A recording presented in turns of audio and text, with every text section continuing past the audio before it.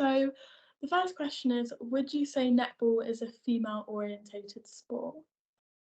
Absolutely, I would. And it's something that we're really, really proud of. We call ourselves female first, and that's because females have been playing netball a lot longer at a higher level than males. The male game is growing and developing, but we're absolutely female for first, and there's no other sport that can really own that proudly in my mind. So it's a really wonderful, unique selling point for us.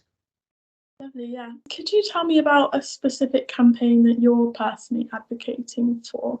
Campaign that we're exceptionally proud of is our work with Welsh Government on the period dignity agenda here in Wales.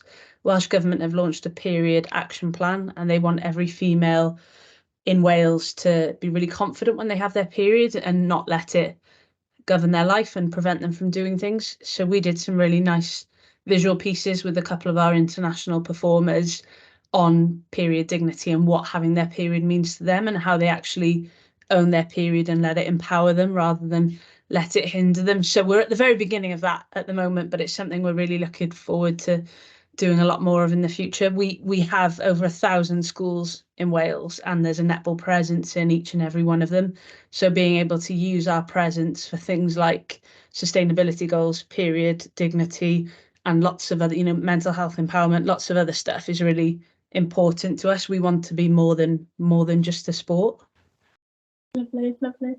And aside from women, we've got I've heard that men's netball is a lot more popular abroad, while it's not particularly known in the UK. So what would be your opinion on this? Yeah, I would agree for the most part. There is a Australian men's netball team, a New Zealand men's netball team, a Jamaica men's netball team. England have a men's netball team called the Thorns, which is a really nice marketing piece because their female team is called the Roses, so it works really, really well. But those are the top 4 nations in the world. So you would hope they are further developed than the rest of us because they are the best 4 netballing nations in the world. We are seeing men's netball pick up in Wales. I don't think people realise how hard COVID hit females here in Wales. Netball was the last sport to come back because of indoor close proximity and female first. Women had a really tough time of it in COVID in the traditional sense, and a lot of females turned into teachers and had to stay at home a lot, and netball was something that they just couldn't get to. So we do feel like females were unfairly affected by COVID.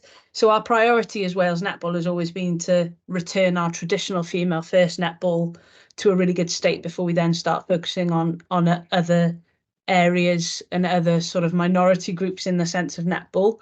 And that's what we've done. But we are certainly seeing men's netball start to pick up a bit more now. Right. And would you say that for everyone, netball has a positive effect on the player's mental health?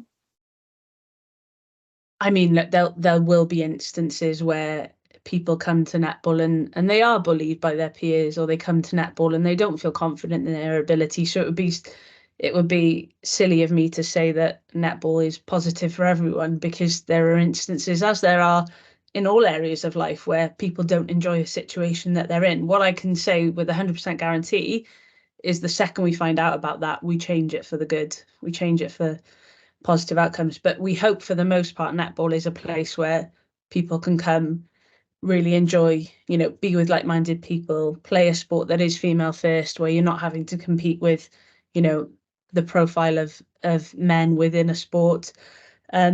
So my job here is to make sure netball is great and fun for as many people as possible.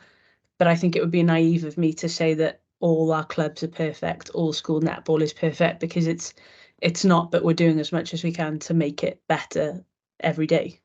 Definitely, yeah. And how has your leader line coaching helped you bring diversity and inclusion into netball and the sport and physical activity sector? Yeah, I suppose indirectly. So I've been working with Amanda for over a year now, which has been great and really helped challenge my views as a leader.